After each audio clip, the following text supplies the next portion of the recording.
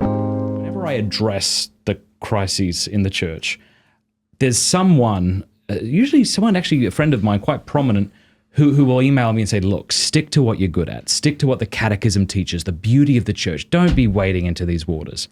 And that rattled me at first. I thought, well, maybe he's right. But the more I thought about it, I thought, look, there are a lot of good people who want to become Catholic or who want to remain Catholic, but find it difficult given the scandals that are erupting out of Rome and everywhere else. So to not address this seems to be not the right response. I presume you get this sort of objection.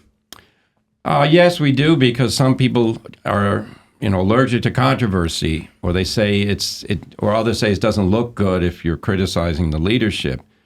But the response to that is that, the Lord told us that, if the world has hated you, know that it hated me before. In other words, there will be opposition from worldliness outside the church, but also inside the church. So we talk about that. And defending the faith is not something negative. It's actually a positive duty.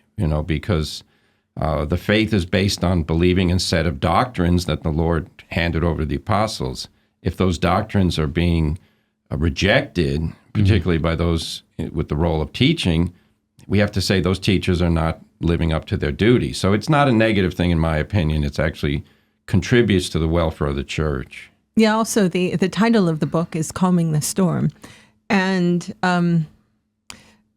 one has to acknowledge if one wants true peace and true calm, then one has to acknowledge that there is a storm. Many people realize that there's a storm and confusion in the church, and they don't know quite how to navigate that. It causes a lot of disturbance to a lot of souls, and much better to look at things in a realistic way, to try to face them head on in a peaceful and calm manner, than to pretend that they don't exist. We're adults. I mean, we're not children, and we're called to be well-informed Catholics. The laity are called and have a duty to be well-informed, well-educated, and to be in the church. We talk a lot about active participation. Well, the laity are called to that, and in order to act well, one has to realize the situation in the church. So I don't see any problem with talking about what's going on in the family. And it says calming the storm, not fixing the problems. Yes. And presumably that storm, what does that mean? What does storm mean in that title? Does that mean sort of our emotional response to the chaos unraveling around us in society and in the church? Or well, storm has social application. The term really does apply in the life of the church. There's strife, there's upsetness. We have shepherds teaching bad things. We have people who are parting from the life of the church because they think they're doing something bold and new and good. So, we have to tell people that there is a storm when people take the teaching of Christ and make it optional. There's also the interior storm of Catholics who wonder, is the faith that I learned as a child the same faith that I have to believe in now, or is the church changing?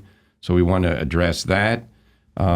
There's also a certain sense in which the storm is just the everlasting phenomenon of a fallen human race. So, the sins and temptation will exist whether everybody's Orthodox or whether they're heterodox. In other words, if Catholics believe all the same thing, it doesn't mean there won't be a lot of sinning going on. Yeah. The real problem becomes when people try to redefine the nature of sin. And that's where I think one of our particular challenges today.